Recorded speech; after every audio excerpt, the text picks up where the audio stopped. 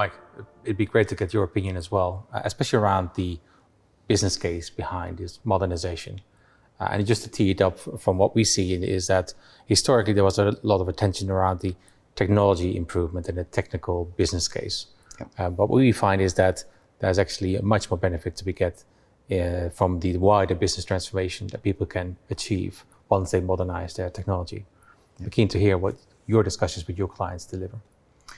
Yeah, so I think across the board, whether it's a small client or a large incumbent or a challenger, what they're really asking us to do is to take away a problem, right? And the problem they're asking us to take away is how do we interact in a consistent way with a whole pile of legacy central infrastructures? How do we connect to them? How do we secure it? How do we manage it? How do we stay current? How do we understand and keep an eye on those individual trends that will hit different payment schemes, different markets differently? And how do we, in a non-compete, give those problems to somebody else, right? Mm-hmm. Whose entire purpose in life is to take a modern tech stack and use that to deliver exactly this. So, when we're talking to our customers, it's very much about setting a bar for the application of technology, but it's also about delivering that in a genuinely managed service wrapper, right? So it's about taking away the pain of management, of having to make technical decisions, about having to deal with release management, about having to deal with a scheme upgrade, about trying to understand what the implication of that is on the interfaces they have with their payments estate. That's what we do for a living. So it's the coming together of really high quality current state tech and the business logic that you need to make that function with payments in a pretty critical area for these clients. And do you find that hard, Mike, in terms of sometimes, because it's like their baby a lot of the times, right? That don't go there. It's a case of this is not where you start unless you're either slightly mad or slightly crazy, but it's just broken, right? And so as a buyer, a historic buyer of those types of services, and how you see those sort of legacy architectures and legacy techs really impinging on either the bank's capacity to change for its customers or its ability to change for its customers, that's just really frustrating to watch, right? And that's really what we're trying to solve. Yeah. That's really what we're trying to solve. So, having a 90% payment budget on, run and keep the lights on. We want to get to a position where, our customers are paying us for that problem to go away, and that what it does is it releases change capacity and funding inside a financial institution to really make a difference for their individual customers. And to that one, because you can clearly see the value to tech, right? So in other words, it's far better than most cases what they have. And operations, light speeds ahead in terms of saying once they get going. In other words, once they it's like DevOps, you kind of go, okay, this is really how it should work. But then is it back to the business in terms of saying, is that are you freeing up kind of mind share or kind of, frankly, even cash to a degree in terms of saying spend? But how do you play that back to the business guys in terms of saying, even outside of payments, in the payments domain, because you sat on the other side, as you said, in Barclaycard. It's not a massive step, right? It's definitely a TCO environment, right? It's definitely, what does it cost us to manage this type of kit? And I think in large organizations, they just don't know. And it's not for want of trying, it's just, the marginal incremental cost of an individual transaction or, the cost of a release model, or, this is really hard to work out. And it shouldn't matter because it's a non-compete environment. It should be something where a change made for one client that genuinely improves how it works should be available to all other organizations that use that, right? That's not a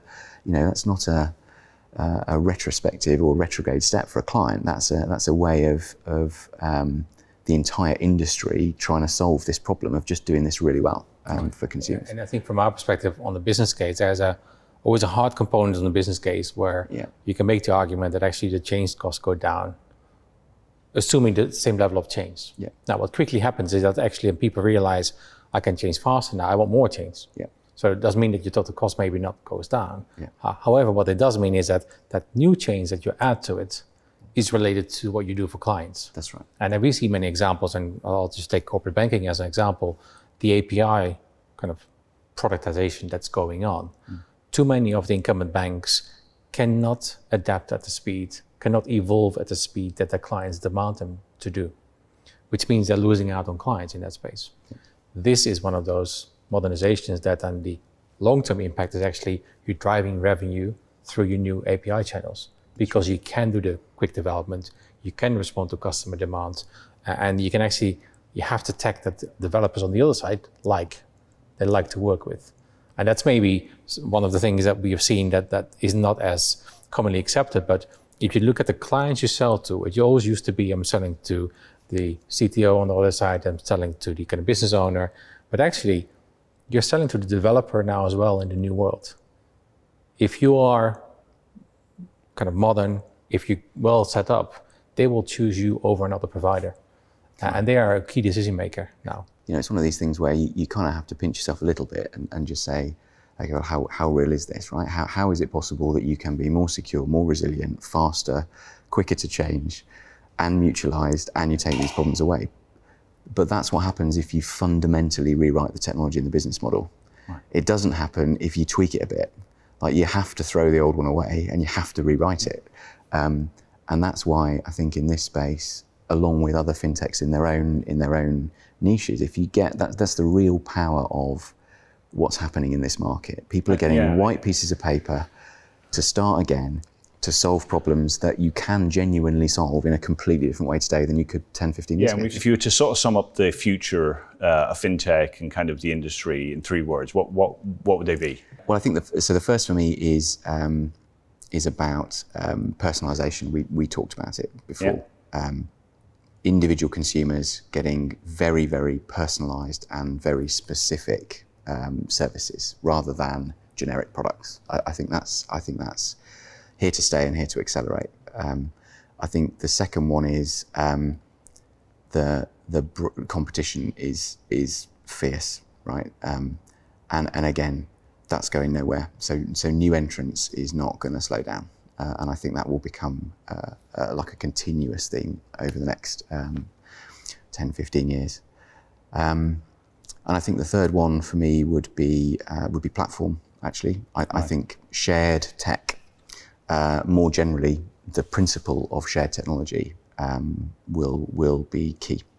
And that's even outside of the space that you guys... Even outside the space we're in. This is more philosophical in terms of... Right. Absolutely right. Yeah, I definitely agree with that in terms of saying, like, I think just the homogenization of certain things and that kind of stuff, just the economies of scale, what you get out of it, 100%. All right, I'm going to split this one in 2 ways first. And Jan Willem, I'll ask you this one first. You've spent a lot of time in payments background. Like, if there's one thing you would kind of change in the industry today in terms of within payments, what would you think it would be?